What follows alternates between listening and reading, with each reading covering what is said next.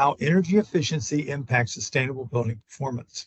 Welcome to Building Knowledge 101. In this video, we discuss the impact of optimizing energy efficiency and incorporating renewable energy in sustainable building designs. Energy efficiency impacts whole building performance in multiple ways. We'll review two areas within energy efficiency. Those are optimizing performance and incorporating renewed energy to illustrate the impacts on whole building performance. As we review, we'll also take note on how energy efficiency also affects material utilization and occupancy comfort. Of the four major green building certifications, three of them have categories related to energy efficiency. The design team needs to identify the maximum allowable U factor that would be allowed by energy code that was adopted for the area where the project is located.